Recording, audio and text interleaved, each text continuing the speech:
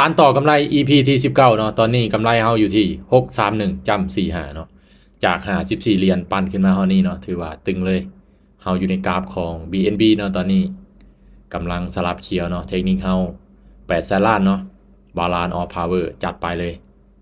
เบิ่งกันมาขายเลยบ่ลมยาวเนาะถ้าว่าสลับแบบนี้เนาะโอกาสที่จะเป็นคู่นี่มีเนาะแต่ว่าเฮาเข้าตามเทคนิคของเฮาเนาะเทคนิคเฮาซี่ขึ้นมาเนาะเมื่อกี้นี้เฮาก็เลยจัดขายลงมาเนาะเฮาบ่ลมยาวนะดีดคือดีดเพราะว่าเฮาเทรดแบบเอากำไรมาเทรดเนาะเฮาบ่ได้เอาต้นทุนของเฮากำไรจาก54ขึ้นมาฮอด600แล้วเนาะเป็น EP ที่19แล้วเดี๋ยวมาเบิ่งกันจะรอดหรือจะล่วงเนาะ EP ที่17 18นี่ก็ถือว่าวินเขียวๆเลยเนาะมาเบิ่งกันโอ้โหเรียบร้อยออเดอร์แรกแหกโค้งไปเลยเนาะนะเดี๋ยวเอาปลายไปเนาะปลายไปสาวจำ4หาเนาะพลาดเฮาคูณเงินเนาะถ้าวินเฮาเอากำไรไปหรือว่าเดินเงินเสมอก็ได้ออเดอร์แรกเข้าไป11พลาดไปเนาะมาออเดอร์นี้เทคนิคเฮา4ลงเนาะ4ลงจัดซื้อเลยจัดซื้อเลยเทรดตามเทคนิคเก่าเทคนิคเดิมเนาะเทคนิคบาลานซ์ออฟพาวเวอร์เนาะเป็นเทคนิคที่ว่านำไส้ได้ง่ายๆเนาะง่ายๆอยู่ที่ว่าเฮาจะเข้าถึงช่วงรายการบริหารต้นทุนเฮาได้จากไหนเนาะถ้าว่ามีสลับแบบนี้ก็โอกาสที่จะเข้าได้มีอยู่เนาะแต่ออเดอร์กินนี่บ่สลับซะเนาะเป็นเขียวน้อยๆเนาะสลับได้บ่ออเดอร์นี้ว่าจังได๋ออเดอร์นี้อืมถ้าออกตามสีนี่โอกาสแจบสูงเนาะถ้าบ่สลับนี่เนาะตรึบโอ้เรียบร้อยเนาะ2ออเดอร์2ออเดอร์แหกโค้งไปเนาะจาก631เหลือ600แล้วเนาะมาออเดอร์นี้ไป55มาออเดอร์นี้เทคนิคเฮาซี่ขึ้นมาเนาะ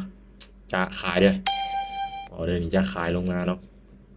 เน้นคูณเงินเนาะจังหวะนี้เน้นคูณเงินนะถ้าว่าหอบได้ยากก็ต้องคูณเงินเนาะการบริหารต้นทุนเป็นสิ่งสำคัญเนาะถ้าว่าบริหารต้นทุนบ่ได้เลยมาเอาอินอย่างเดียวนี่ก็ยากเนาะที่จะสร้างกำไรได้เนาะค่อยปั้นมาจาก54นี่ก็บ่ได้เอาอินจักเทื่อเนาะมีแต่คูณเงินจนไม้สุดท้ายเลยก็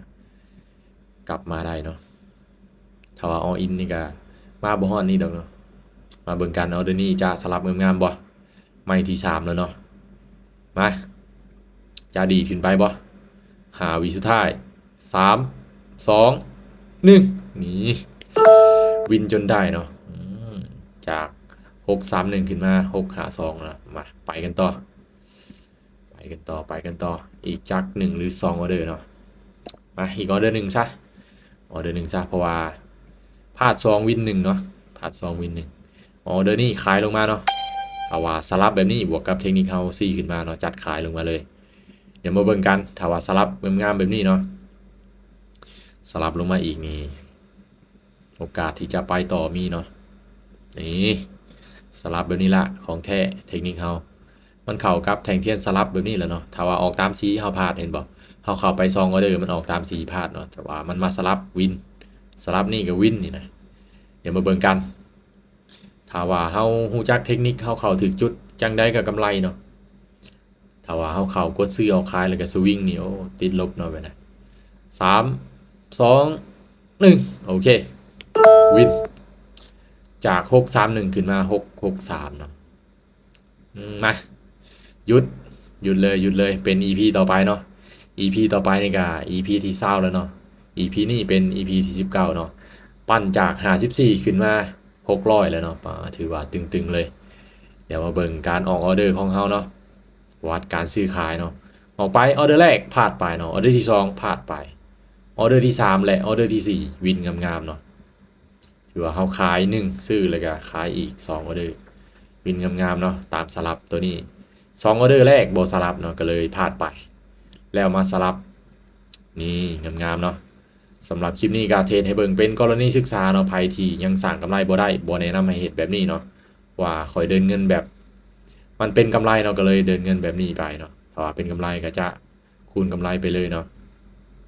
สำหรับคลิปนี้ก็ไผที่อยากลงทุนก็ควรศึกษาให้มีความรู้ดีๆเนาะความรู้เทคนิคดี ศึกษาเนาะศึกษาจะเป็นการดีเนาะสำหรับคลิปนี้ขอขอบใจ